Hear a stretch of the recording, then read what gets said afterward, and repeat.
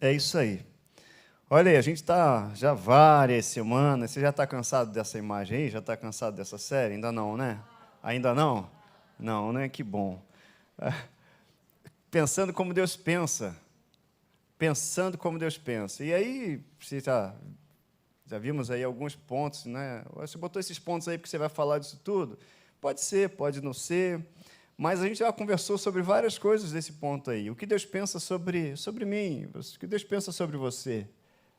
O que Deus pensa sobre sua família, sobre o casamento, sobre sua saúde, sobre seu futuro, sobre suas finanças. E dos últimos domingos, 2 domingos, nós temos falado aí sobre prosperidade, né? Uma vez eu fiz uma série aqui, prosperidade que alcança a vida financeira. Só para dar esse entendimento de que prosperidade, quando a gente fala de prosperidade, a maioria das pessoas tem em mente um bom salário, um carro, uma casa, conquistas materiais. Está errado? Não está errado, mas está incompleto. Então, a questão não é que esteja certo ou errado, está certo, mas está incompleto. Está incompleto. A gente tem falado isso daqui, e assim, quando fala prosperidade que alcança a vida financeira, é uma prosperidade que passa por todas as áreas da nossa vida, mas também alcança a vida financeira. Imagina quantas pessoas aí, você vai parar para pensar, alguém que tem carro, tem casa, tem bens, tem imóveis, tem um montão de coisa, mas não tem saúde. Você deve saber aí de gente que trocaria tudo que tem para ter saúde. Tudo que tem.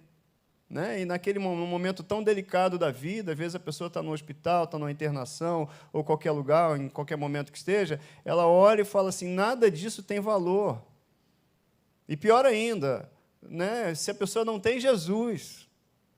Então, prosperidade é necessariamente ter coisas, ter bens? Não. Porque, às vezes, a pessoa não tem outras coisas que são mais importantes. E são mais importantes. Ou são tão importantes quanto. Sabe? Vamos imaginar alguém que tenha bons ganhos financeiros, tem uma vida pessoal e familiar estruturada, e a gente vai encontrar gente que daria tudo para ter, ou perder a sua família. Gente que, por exemplo, tem dinheiro, tem um montão de coisa, mas tem uma vida familiar que foi destruída. Tem gente aí que daria tudo para ter de volta a sua família, não é verdade? Porque não tem sucesso que vale a pena, vale uma família. Nenhum sucesso do mundo, entre aspas, né? Nenhum bem do mundo vale a sua família. Alguém diga amém, né? Não tem nada que vale a sua família. Não tem nada. Então, não se conquista essas coisas a custo de outras coisas, que é família, saúde. Deus quer que a gente tenha equilíbrio, né? A segunda carta de Paulo a Timóteo, lá no capítulo 1, versículo 7, você já ouviu bastante aqui também, que você e eu, nós não recebemos espírito de covardia, espírito de medo, né? Mas que espírito nós recebemos?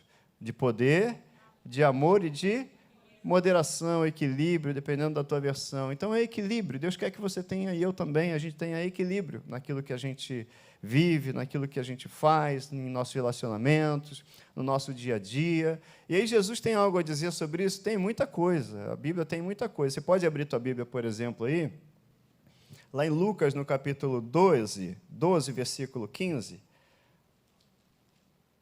Então, a gente vai entendendo aí prosperidade como algo que está longe de ser associada apenas a uma boa condição financeira, embora isso faça parte. Você crê que Jesus ele tomou o teu lugar na cruz, não crê? Todo mundo crê, né? Está escrito, ele nos substituiu. A obra da cruz foi de substituição. E a obra da cruz foi de substituição, e a gente normalmente associa isso, e está certo também, mas aquela história, está certo, mas está incompleto, né? Que aí você ganha meio ponto, né, na questão que está pela metade. Então, Jesus, e a gente está, porque foi muito massificado, foi muito bem estruturado na gente, embora tenha ainda dificuldades na igreja, de uma forma geral, que Jesus nos substituiu e tomou o nosso lugar com relação à saúde. Com relação à salvação, está mais massificado. Todo mundo tem certeza da salvação? Amém. Todo mundo sabe que se Jesus voltar, você vai dar um pulo de alegria? Não é isso? Jesus vai voltar, ele está vivo, é isso que move a igreja, uma promessa que ele vai cumprir. Mas ele não voltou até hoje, eu estou esperando há 2000 anos, então temos uma múmia em nosso meio, se alguém disser isso.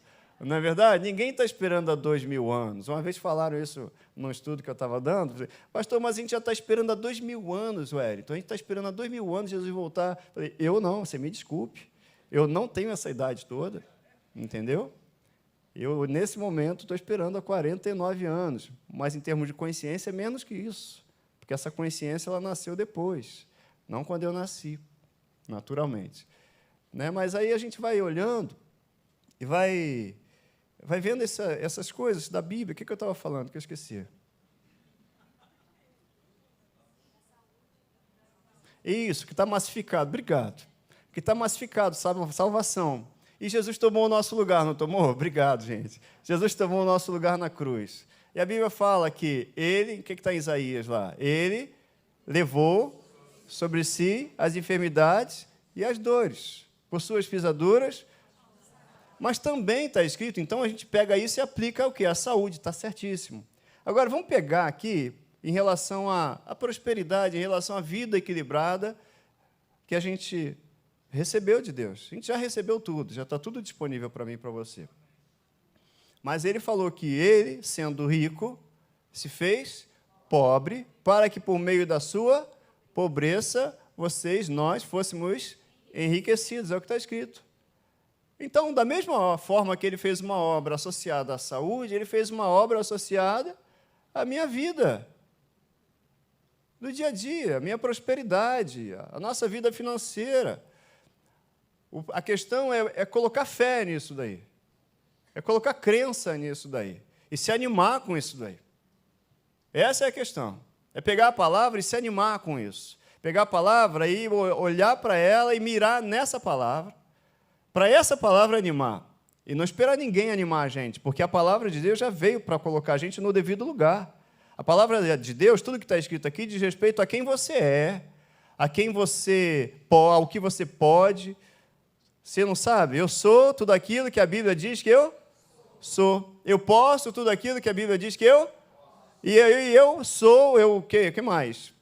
Eu tenho tudo aquilo que a Bíblia diz que eu tenho. E aí, segunda-feira, na escola, eu estava falando sobre isso aqui, de pegar essas verdades, encontrar o que a Bíblia diz a respeito, e não ficar no índice. No índice. Porque você pode se animar, o Espírito Santo já está em você, a palavra está em você, a palavra da fé que você tem recebido. E aí vamos fazer um exercício prático disso. Eu sou o que a Bíblia diz que eu sou. O que eu sou? O que eu sou? Alguém. Amado, perdoado, curado. Sabe, você pegar isso e depois de saber, de falar isso, espera aí, eu sou amado. Onde está escrito que eu sou amado? Onde está escrito que eu sou amado? E aí pegar alguns versículos para botar aquilo ali e você decore versículos, gente. Decore versículos. Fale para você mesmo. Decore. Eu vi outro dia um videozinho, um corte de um vídeo de um rapaz que ele pegou assim várias pessoas na rua, eram jovens, não eram aqui do Brasil, e perguntou, você é cristão, não é? E aí eles falam, sou cristão, sou cristão, sou cristão. Depois pegou outro grupo, você é o quê? Muçulmano? Sou muçulmano, você é muçulmano? Muçulmano, sou muçulmano. Depois ele voltou naquelas pessoas que se diziam cristão e disse assim, perguntou, diga um versículo bíblico. E a pessoa não sabia falar. Diga um versículo bíblico, eu não sabia. E os muçulmanos? Não existe um muçulmano que não saiba o Alcorão, gente. Não existe. Então decore, porque você vai pegar aquilo ali e aquilo vai entrar no seu coração, sim. Eu posso o que a Bíblia diz que eu posso. Diante de uma impossibilidade, o que você pode? Vamos lá, o que você pode? O que você pode? Eu posso todas as coisas naquele que me fortalece. Tá, vai lá ver o que está escrito, o que mais você pode. Vamos pesquisar na Bíblia, olhar e dar devida atenção ao que a Bíblia diz que eu posso, ao que a Bíblia diz sobre nós. Eu tenho o que a Bíblia diz que eu tenho. Eu tenho o quê? Pegar isso, colocar isso, como se colocar no lugar da palavra. O Senhor é o meu pastor, nada me faltará, nada me faltará, isso não me faltará. E isso aí é algo que está dentro da gente. Porque no dia da adversidade, todos nós passamos por esse dia, a gente só vai vencer com a palavra. Jesus deu esse exemplo para mim e para você. Satanás se colocou lá para tentá-lo. Como é que ele venceu Satanás? Está escrito. Está escrito. Está escrito. Que poder tem? Que poder tem essa palavra a ponto de jogar Satanás, vencer Satanás? É essa palavra que vence Satanás. Aí a palavra que está dentro de você, com fé, misturada com fé, ninguém vai te deter. Isso não é retórica, isso é a palavra. Isso é a palavra de Deus. Sabe, a gente tem falado sobre prosperidade, eu pedi para você abrir em Lucas, capítulo 12, versículo 15, porque esse é um tema muito, muito sensível e muito relevante na nossa vida, porque eu e você somos tentados. O que Satanás faz comigo e com você? O que o inferno faz? O que a gente tem certeza, a gente tem certeza da nossa salvação, a gente tem certeza, a gente crê na palavra. Eu e você cremos na palavra. E a palavra é a verdade. Aí Satanás vem com alguma coisa do lado de fora para tentar desmentir a verdade. Para fazer a gente, para fazer a mim, a você, para nós acreditarmos naquilo que a gente está vendo. E aí vem uma mancha, e eu estou vendo. Mas eu não vou andar mais pelo que eu vejo. A gente anda pelo que a gente crê. Mas ele usa os 5 sentidos, onde a gente foi muito bem treinado. A gente foi treinado em tocar, não é? Lá, o Tomé, não, ó, se eu não ver, se eu não tocar, eu não vou acreditar. Então tá, toca aqui. Então a gente foi treinado a vida inteira a ouvir, a sentir o cheiro, o sabor. Né? Quem não tem a experiência de botar um dedo na tomada, não é verdade? Ou falar para a criança, olha, não põe, e aí a criança faz assim, aí põe. Não é assim? Então, quem não tem essa experiência? Porque a gente vem sendo treinado na experiência do que a gente consegue dominar, no que a gente tem ao nosso alcance visual. E Deus está chamando a gente para crer na palavra dele. Porque tudo que se vê e que a gente pode alcançar no visual, pode ter certeza, está escrito na palavra. Veio e surgiu a partir daquilo que não se vê. E Jesus, no caso aí de prosperidade, ele fala aqui em Lucas 12, 15, então lhes recomendou, tenham cuidado, não se deixem dominar por qualquer tipo de avareza. Porque a vida de uma pessoa não consiste na abundância dos bens que ela tem. Então, voltando àquele início da conversa nossa, gente aí que está doente, que está aí, eu daria tudo que eu tenho para ter minha saúde de volta, eu daria tudo que eu tenho para reconstruir minha família, daria tudo que eu tenho para ter paz, daria tudo que eu tenho para ter alegria. Quanta gente! E, na verdade, Jesus já deu tudo, já se entregou para que a gente tenha paz, para que a gente tenha alegria, para que a gente tenha equilíbrio, não é isso? Eu vim para que tenham vida e a tenham em abundância. Por quê?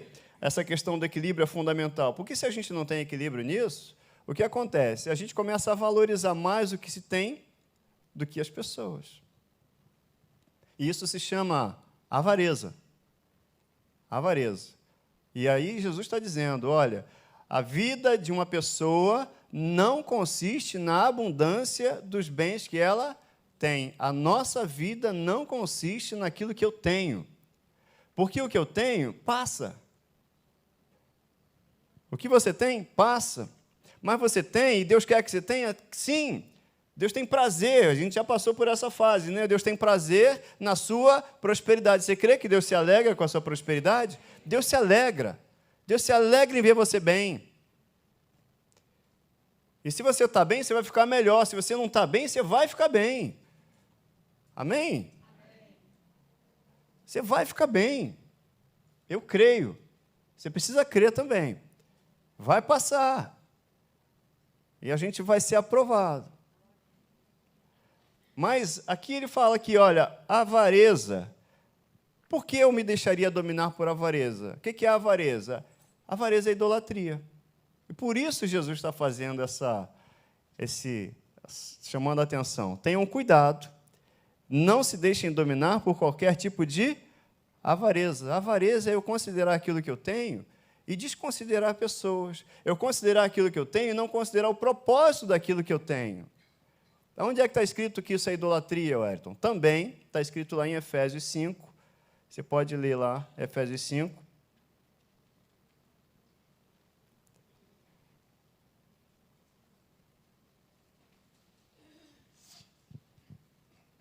versículo 5. Efésios 5, 5. Eu não vou conseguir terminar essa mensagem hoje, não.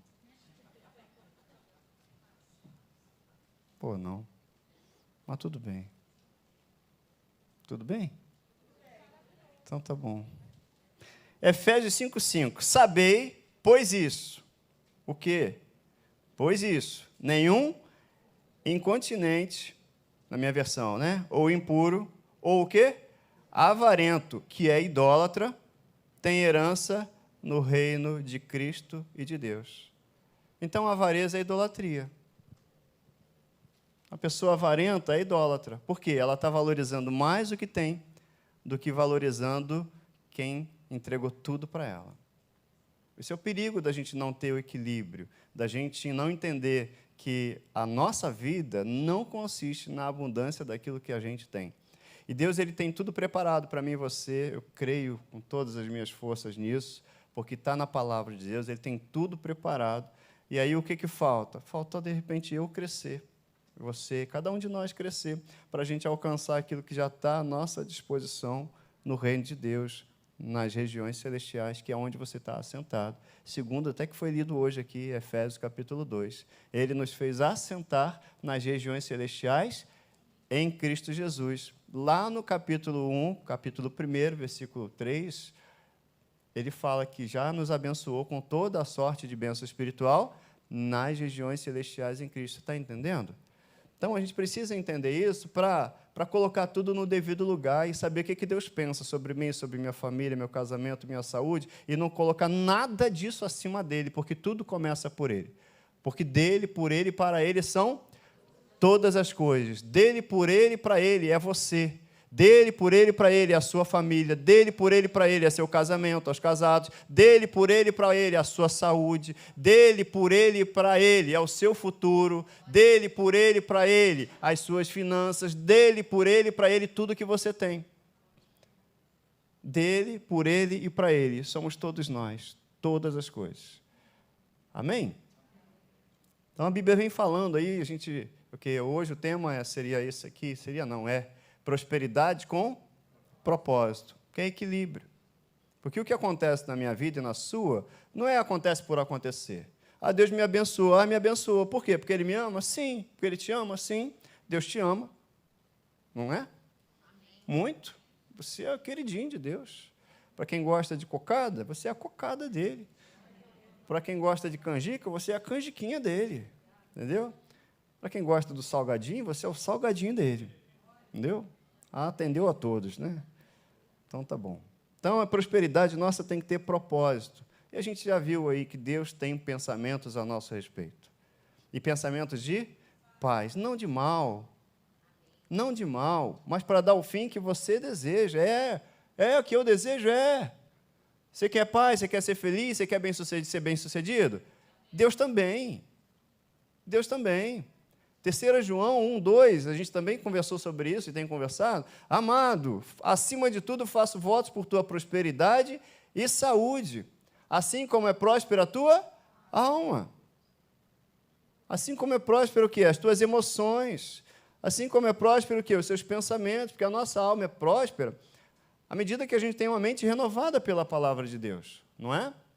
E à medida que a gente tem essa mente renovada com a palavra de Deus, a gente vai entendendo os propósitos de Deus.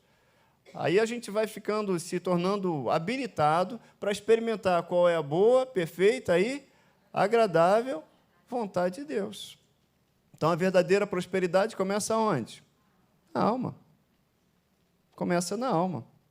A alma próspera é resultado de alguns passos, como a meditação na palavra. Meditação não é aquele negócio de você sentar e... Eu não vou nem me arriscar a fazer isso aqui, até porque eu também estou um pouco dolorido de ontem, mas eu não ia, né? E ficar... deixa isso aí para o pessoal, a hora que estiver ensaiando no coral, aí fica cada um na sua voz. Não. Mas meditação não é isso. Meditação não é esvaziar a mente, como alguns ensinam aí fora. Meditar é pensar em algo, se preencher de algo da palavra, meditar na palavra de Deus. Eu leio e aí eu medito no que Deus falou comigo. Eu leio e aí eu medito no que o Espírito Santo ele vai me revelar ali. Ele está me revelando quem Ele é, me revelando quem eu sou em Cristo, quem você é em Cristo. E aí a gente, à medida que vai recebendo essa revelação, a gente também vai colocando em prática. Isso se chama, sabe o quê? Santificação. Colocar em prática aquilo que Deus está mandando. Olha aí o que diz a palavra. Não vos conformeis com esse século, mas transformai-vos pela renovação da vossa mente, para que experimenteis qual seja a boa, agradável e perfeita vontade de Deus. E aí eu vou entrar, pelo menos num tema aqui, sobre prosperidade e sobre dar certo, que está muito ligado às nossas associações. E aí, atenção com quem a gente se associa, com quem eu ando, com quem eu falo mais, né? Atenção. A Bíblia fala para ter atenção com quem eu me associo? Claro, a gente já deu até hoje, Bem-aventurado o homem que não anda no conselho dos ímpios. Não lemos isso? Então, com quem você está andando, Wellington? Minha mãe, quando eu era mais novo, de repente a sua também, ou você fale para os seus filhos, tinha um ditado lá, me diga com quem andas, te direi quem és. É até elegante esse, né? Também falava assim, quem anda com porco? Ih, um couro aqui, Essa aí menos elegante, né? Mas minha mãe falava também. E é isso. Bem-aventurado aquele que não anda no conselho dos ímpios. Porque você já tem um conselho. Não que a gente não possa se aconselhar, entende? Mas veja lá com quem você se aconselha. Tem palavra? Está na palavra o conselho? Está de acordo com a palavra? Porque não existe conselho fora da palavra. Que não se detém no caminho dos pecadores. Ele está dizendo aí, olha lá com quem você está andando, Wellington. Olha lá, pessoal. Olha onde você fica se assentando aí, está na roda de escarnecedores, dos ímpios, daquelas pessoas que até conhecem, porque ele fala de pessoas que conhecem, outras que não conhecem, aquelas que conhecem e escarnecem. Então, a questão de quem a gente anda está totalmente relacionada com a nossa vida. Por quê? Todos nós, todo ser humano, eu e você, somos influenciadores, mas também somos influenciados. Não é? Alguém já disse aí que a gente é a média das cinco pessoas, não é isso? Com quem a gente anda, com quem a gente passa mais tempo. Ou seja, o meio em que a gente vive acaba nos influenciando.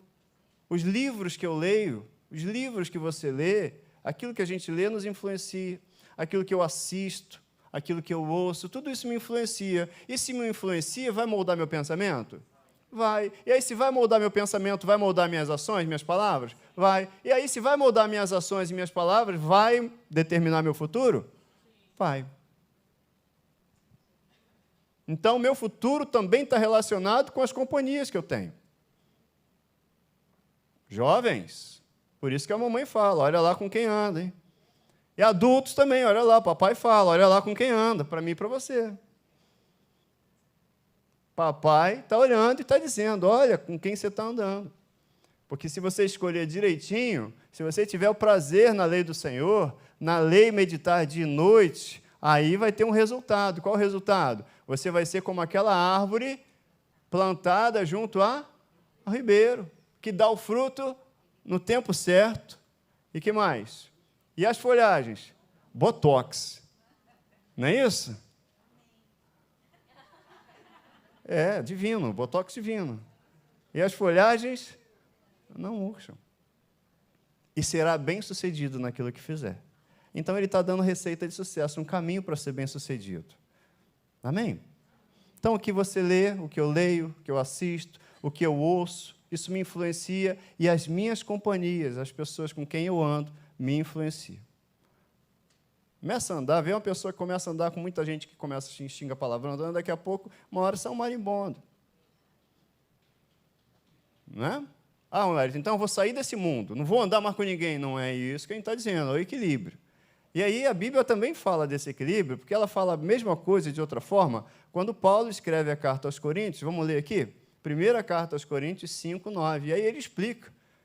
Antes que alguém perguntasse a ele, Paulo, eu vou ter que sair desse mundo? Ele diz, não, rapaz, não é por aí não. Ele fala que já em carta vos escrevi que não vos associasseis com quem? Os impuros. Lembra lá de Efésios 5:5? Os impuros não herdarão o reino de Deus. Então tá. Em carta já escrevi que não vos associasseis com os impuros. Aí ele diz, explica, refiro-me não propriamente aos impuros desse mundo. E o negócio ficou mais estreito ainda, então. Ele está falando de quem? Avarentos, roubadores, idólatras, pois nesse caso vocês teriam que sair do mundo. Então ele não fala que eu vou ter que agora, não vou falar mais com meus colegas de trabalho, não vou falar com ninguém na rua, não vou falar isso. Não, ele está dizendo isso. Aqui ele ainda ajusta mais ainda, ele fala assim, agora vos escrevo que não vos associeis com alguém que, dizendo-se irmão, meu Deus, o silêncio. É o silêncio com algumas marcas assim, fala Deus, fala Deus, fala Deus. Alguém que dizendo-se impuro, irmão for impuro, ou avarento, ou idólatra, maldizente, beberrão, roubador, com esse tal, nem ainda comais. A pessoa está dizendo que é irmão. Paz do Senhor. Graça e paz. Shalom. E por aí vai. Mas, e os frutos? A gente tem que olhar muito sobre isso. Olhar muito. Por isso que a gente olha, que associação, com quem eu estou me associando? E isso diz respeito também, eu falo muito isso, quando converso com alguém que quando nos procura, obviamente, a mim, a Ludmila, ou só a mim, para falar de relacionamento. Estou falando de um rapaz que quer conhecer uma menina e um rapaz. Ah, pastor, mas só não tem Jesus. Não tem tudo. Mas ele é gatinho, ele é tão legal. Mas tá. Não, mas está vindo na igreja, pastor. Está na igreja. Está na igreja, mas e aí os frutos? Está aqui? O que está acontecendo aqui? Sabe, não dá. Conhece uma pessoa num dia, daqui a pouco... Não, calma.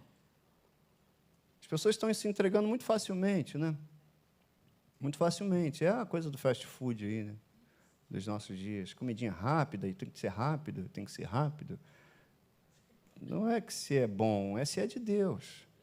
Tem que saber se é de Deus. Amém? Hoje é amanhã do Fala Deus? Não, né? Está te abençoando? Amém. Isso aí, que bom. Tem que ser sempre, né? A Lud falou isso. Foi isso que você falou? Eu escuto as coisas daqui. Ó. Tem que ser sempre amanhã do Fala Deus. Que se Deus está falando, está bom. Mas sabe que Paulo, ele escreve aqui, não vos enganeis. As más companhias... E isso, minha mãe também falava isso para mim, quando eu era mais novo. Mas esse aí não é igual aos outros ditados por aí. É o que está na Bíblia. Então, tem que olhar com quem que eu estou me relacionando, com quem que eu estou, né, andando. Espera aí, mesmo que se diga irmão, é impuro, avarento, idólatra, maldizente, beberrão, roubador, com esse tal, nem ainda comais. Mas ele está falando aqui pior ainda. É até quem está... Pô, mas todo mundo que está na igreja, que chama de irmão, não é irmão, não? Não, eu não estou aqui para julgar o coração de ninguém. A gente não julga o coração de ninguém. Nem olhe para o lado, hein? Entendeu? Aqui... A gente não vai julgar o coração de ninguém, mas uma coisa é a gente olhar os frutos. Não digo isso, gente, já deve ter acontecido... Não, com você não deve ter acontecido isso nunca. A pessoa chegar para mim e já... Paz do Senhor e tudo, e depois eu vi que o cara era um armador, entendeu? Um armador. Por que as pessoas hoje, quando falam assim, é pastor, aí o pessoal vira e fala, aí, então... Por que isso? Porque tem gente, tem lobos entre as ovelhas. Então, cuidado, alguém que ia aparecer na tua vida de repente, só porque está falando a paz do Senhor, só porque está falando graça e paz. Cuidado com quem se associa. Vai seguir o conselho de alguém só porque vestiu uma capa de crente? Não, peraí, tem que gerar fruto. Tem que dar o fruto no tempo certo, tem que gerar testemunho. E aí eu estou falando aqui com a nossa igreja, com você, para que você fique atento nisso. Para que fique atento nisso. Está falando alguém daqui da igreja? Não, é de fora também. É de qualquer lugar, qualquer um que venha dizendo, a paz do Senhor, paz do Senhor. Mas e aí, é com esse que eu vou me associar? Não, deixa eu olhar os frutos. Deixa eu olhar, deixa eu ver com quem eu estou me associando. Vamos olhar também com quem eu mais ando, com quem são as 5 pessoas com quem eu tenho tido mais contato, para ver o nível da minha influência. Se eu estou sendo influenciado ou se eu estou influenciando, entende? Eu estou andando com pessoas que estão me levando para cima ou que estão me puxando para baixo. Eu estou lendo livros, e que livros eu leio? Estou lendo livros. Primeira pergunta começa assim, eu estou lendo. E aí o que eu estou lendo é coisa que edifica? Porque senão, daqui a pouco eu vou postar coisas que não edificam, para gerar polêmica. O que eu vou mostrar para os outros, postar para os outros, falar para os outros, vão edificar ou vão causar polêmica? Não estamos aqui para causar polêmica. A gente cresceu e está crescendo para edificação. Amém? E dessa maneira, isso é um caminho para a prosperidade, é um caminho para dar certo. Porque a gente vai dar certo, vai andar certo, a partir do momento que a gente se colocar no meio de pessoas que têm o mesmo coração, o coração do Pai.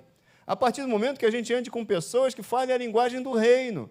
A partir do momento que a gente ande com pessoas que falem ou não falem a paz do Senhor, graça e paz, isso é só um linguajar, mas que gerem fruto. E vejam o nosso fruto também, aí a gente vai andar bem, entende? Amém? Isso aí, isso é Paulo escrevendo aos Coríntios, a igreja, isso aí valeu naquela época e vale também. Então, e eu disse que eu não ia conseguir? Vai dar, né? Vai dar.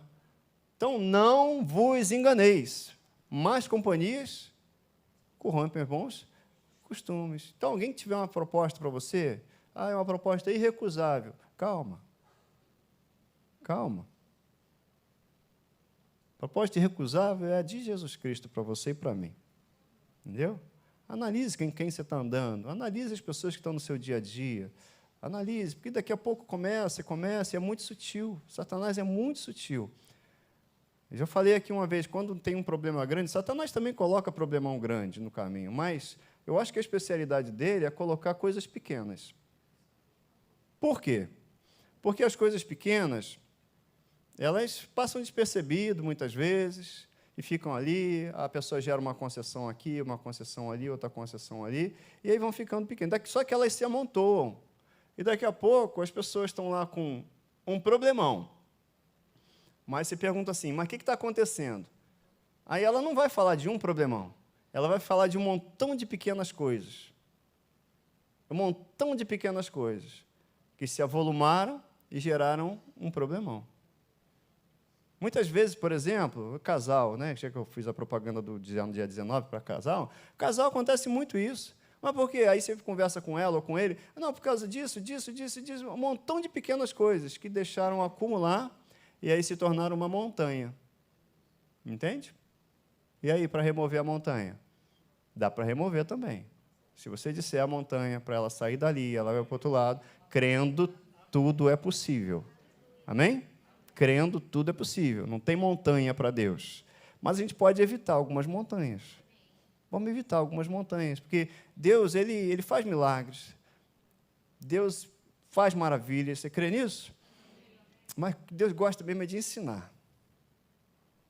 Ele ensinar, para a gente andar. Ele aplana os caminhos, ele gosta de ensinar. Quando a gente está desviando para um lado, aí tem uma voz, que é o Espírito Santo, falando, não é por aí, pega para a direita, pega para a esquerda, vai lá. E ele gosta de ensinar a gente, para a gente andar conforme ele quer que a gente ande.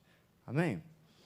E o segundo ponto, o primeiro ponto que a gente falou sobre as companhias, as associações, e o segundo ponto que eu queria tratar com você é que a nossa prosperidade, ela possui propósito.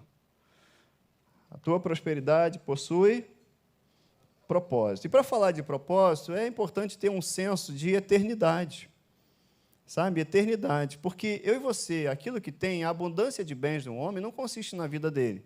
Nós lemos isso em Lucas 15, 12. Então, o que eu tenho, por que não consiste na abundância de bens? Porque um dia eu vou embora daqui. Você também? Alguns vão, outros. Então, tem certeza? Vocês vão embora daqui um dia? Dessa igreja não, mas desse mundo? É isso, da igreja não. Tranca a porta aí, Márcio. Mas desse mundo, por um jeito ou por outro, de um jeito ou de outro, né? Jesus vai voltar, ou a gente vai até Ele. Entendeu? De repente você, não, eu vou só com 100 anos, glória a Deus. 120, já disseram aí, quem dá mais, tudo bem. 120 bem, isso é importante. Mas a gente precisa ter esse senso de eternidade, por quê? Porque a abundância de bens, o dia que eu não estiver aqui, não vai fazer diferença nenhuma para mim. Vai fazer diferença para quem? Para quem ficar. Então, a gente precisa ter esse senso de eternidade, para a gente não olhar só para nós mesmos, para a gente entender que algo mais valioso existe para nós, já foi dado para nós, que tem uma eternidade. Então, tudo que eu posso conquistar e receber aqui nessa terra é por um tempo. E aí, se é por um tempo, porque eu não vou ficar aqui muito tempo, então tem um propósito. Não é para mim, ou não é só para mim. Aí a gente vai entendendo isso a partir do senso de eternidade, que o que vem na minha vida não vem só para a minha vida, vem para a minha vida, para passar pela minha vida e abençoar outros. Porque tem alguém vindo aí. Tem a nossa família, tem outras pessoas, tem amigos, tem aqueles que se aproximarem de mim e de você, para serem abençoados. Porque a gente aqui está por um tempo. Amém? Está por um tempo. E é esse senso de eternidade que a gente precisa ter em mente, porque a gente agora entende que nós somos seres espirituais. Amém? A gente é eterno, então o que você faz, o que ganha, aquilo até que os sofrimentos, esse senso de eternidade, mostra para a gente o seguinte: olha, Wellington, isso aqui não se compara com aquilo que está por vir. Não se compara. Quer ver? Abre a tua Bíblia aí, eu não sei se eu coloquei aqui. Coloquei.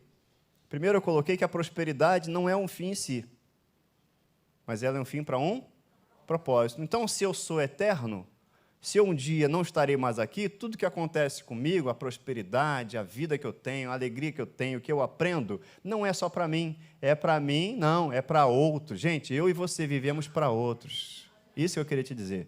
O senso de eternidade nos indica que a nossa vida não é mais para a gente, é para outros. É para quem vem atrás. Abraão não viveu para ele, Abraão viveu para uma grande nação que estava por vir, por uma promessa. Isaac viveu por causa de uma promessa. Por aí vai, eu e você também vivemos nessa promessa. Você vive por uma promessa. Não? A Bíblia fala em Romanos 8,18, porque para mim tenho por certo que os sofrimentos do tempo presente não podem ser comparados com a glória a ser revelada. Aqueles que estão sofrendo alguma coisa, digam glória a Deus. É isso, glória a Deus, saiu fraquinho porque não estão passando muita coisa. Amém. Graças a Deus, né? 2 Coríntios 4,17, porque a nossa leve e momentânea tribulação produz para nós um eterno peso de glória, acima de toda comparação. Aí pergunta assim, será que Paulo estava passando uma leve tribulação? Eu acho que não. Eu não acho que Paulo estava passando uma leve tribulação. Eu acho que Paulo estava passando uma tribulação. Uma grande tribulação. Paulo sofreu açoites, Paulo sofreu naufrágios, Paulo sofreu prisão, Paulo sofreu apedrejamento, por um montão de coisa. Paulo não sofreu uma leve tribulação. Mas sabe o que faz ele dizer que ele está passando uma leve e momentânea tribulação? A consciência da eternidade, a consciência de que nada, por maior que seja nesse tempo, nada se compara à glória que está por vir.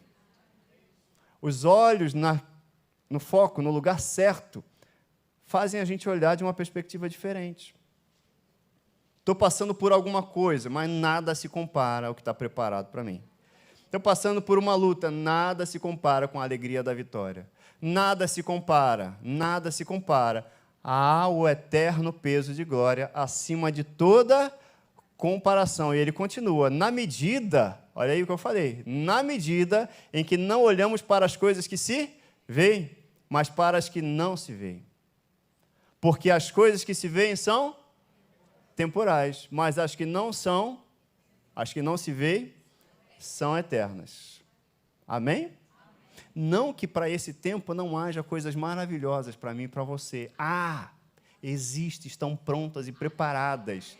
Mas o que Deus está ensinando para mim e para você, a colocar na escala de valor cada uma delas da forma correta. Nada se compara ao que Jesus fez na cruz, nada se compara ao eterno peso de glória que tem preparado para mim, nada se compara com a alegria da salvação, nada se compara com o Espírito Santo habitando em nós. Então, toda a prosperidade, tudo que pode acontecer de bom na tua vida e na minha, não se compara. Qualquer coisa de ruim que possa acontecer também não se compara, ou seja, nada se compara ao que foi conquistado na cruz por mim e por você, para mim e para você, você entende? À medida que a gente coloca isso no lugar, a gente se alegra nos tempos ruins e a gente entende, sabe, valorizar da forma devida aquilo que também vem em forma de benefícios, em forma de satisfação, em forma de bens, em forma de conquistas materiais, não colocando nada acima do eterno peso de glória que tem preparado para mim e para você. Amém? Você está com calor? Eu esquentei agora. Então, esse aqui, ó, no final das contas, consciência de eternidade e de propósito, faz a gente olhar para as pessoas com o mesmo olhar de Cristo. Porque a gente sabe que o que a gente tem está aqui e vai ficar aqui por um tempo. Porque eu vou passar, você também. Mas o que eu deixar de marca nas pessoas, isso aí vai ficar. As marcas que eu deixo por onde eu passo, elas ficam. As marcas que você deixa por onde você passa, elas ficam. A abundância de bens que eu e você temos e que Deus tem preparado tudo para nós, e aí a gente abençoando, sendo abençoador, isso aí vai ficar na memória. Amém? Essas obras nos seguem. Aleluia. Obrigado, Senhor, por essa manhã. Né? Você não vive para você.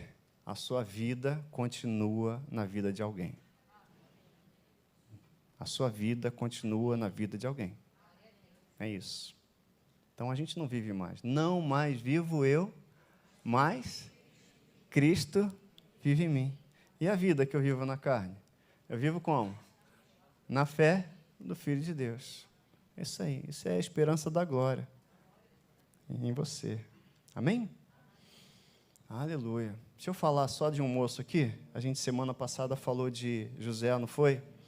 Hoje eu queria falar rapidinho sobre Isaac. Está lá em Gênesis 26, 2. A gente já vai terminar já. Deu tempo, vai estar dando tempo. Deus é bom, né?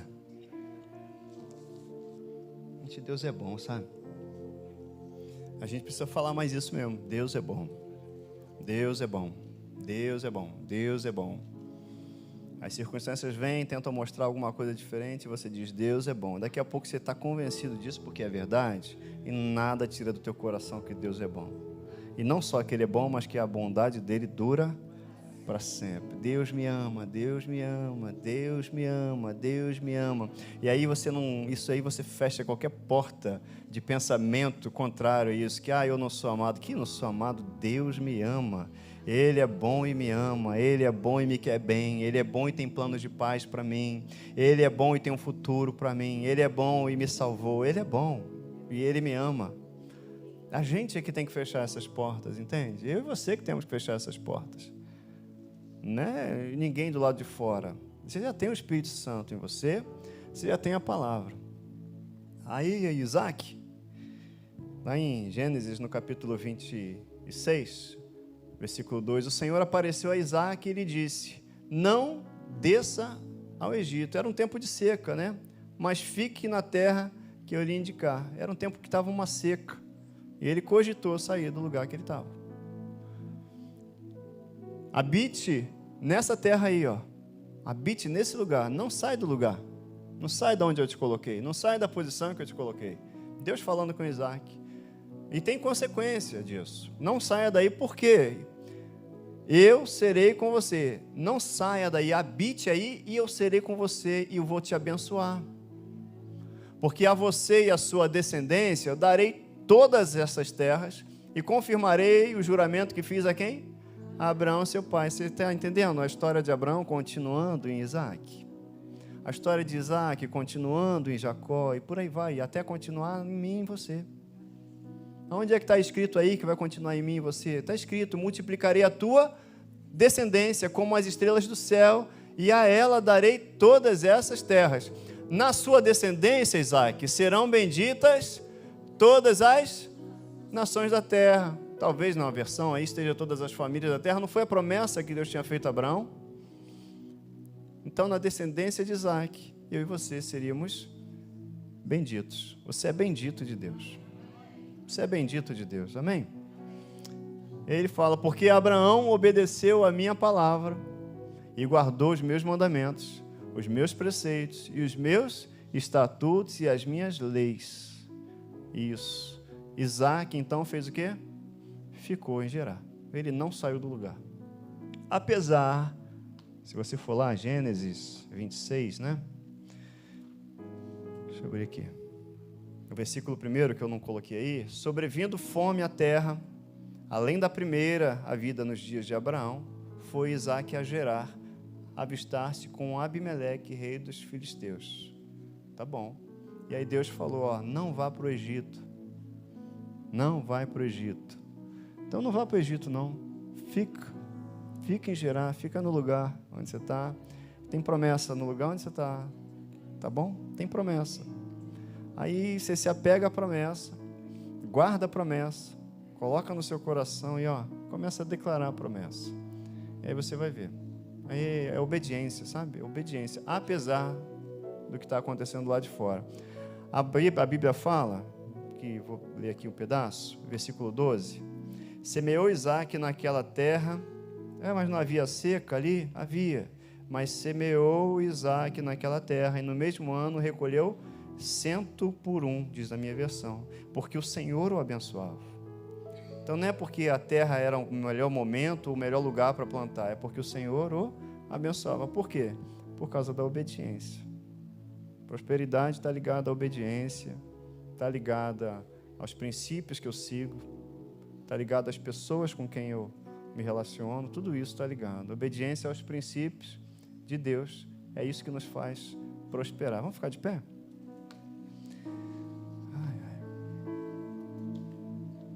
Aí a gente vai vendo na vida de Isaac, na vida de José. José, então, também.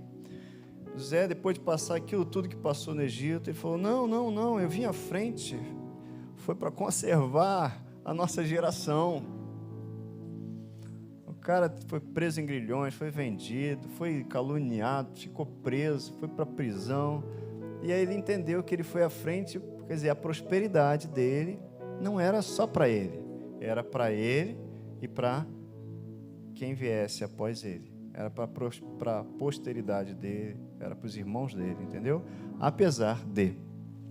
E aí entra mais aquela palavra-chave chamada perdão na nossa vida. Prosperidade sem perdão não existe.